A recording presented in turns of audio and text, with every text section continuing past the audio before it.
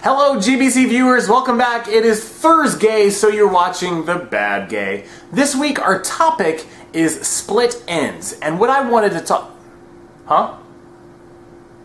Oh. Dead ends. Freud!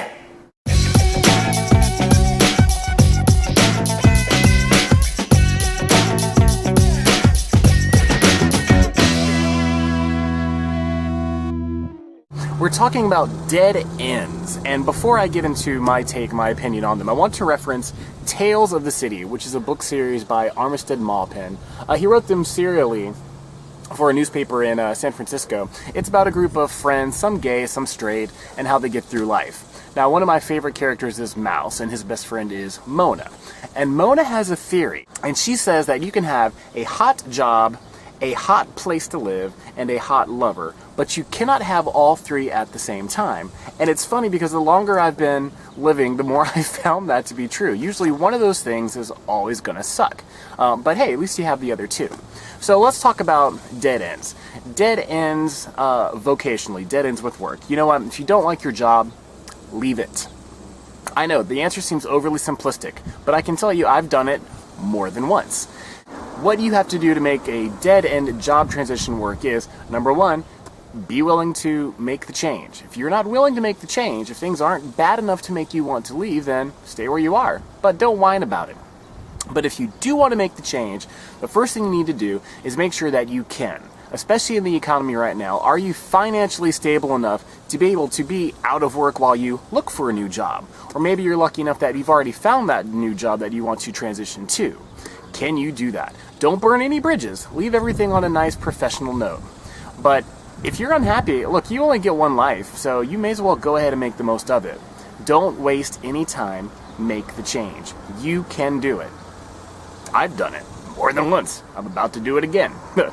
Now, let's talk about a hot place. If you are in a dead-end place physically, if you are in a bad neighborhood, or if you have that terrible apartment or something, figure out a way to make it tolerable with the understanding that some point in your future, you're going to move out of there. If that's the case, then really all you have to do is bide your time again until you have the plan to transition. No matter what dead-end situation you are in, it's all about realizing, number one, I want to make the change. Number two, realizing honestly why you want to make that change. And three, figuring out how to safely make that change happen. If you want to leave here and get to here, you need to know everything there is to know about here. Is it a new place to live? Is it a new job? Is it a new potential romance? Whatever it is, make sure you understand all the consequences of going from here to here. Can you and are you willing to accept all the change? And maybe a little bit of the difficulty, maybe a little bit of financial turmoil, maybe a little bit of emotional distress. Now, then we get to the last one, which is dead-end relationships. And I am certainly no expert in matters of the heart.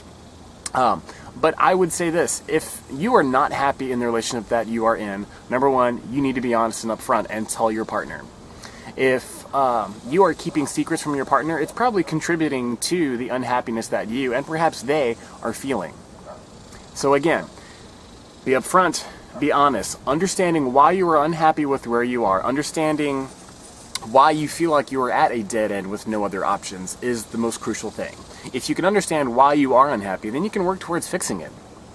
And I don't mean to make this oversimplistic, but really that's what I have learned in my experience.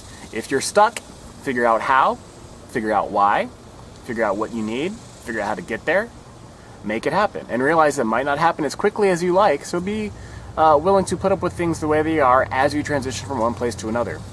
That's all I have to say. Have a fantastic week. I hope to see you guys all again next Thursday. Tune in tomorrow for a fantastic video from Paul. And hey, click that little thumbs up down there. Like us, like this, and subscribe. Thanks so much, and I'll see you soon. Bye, guys.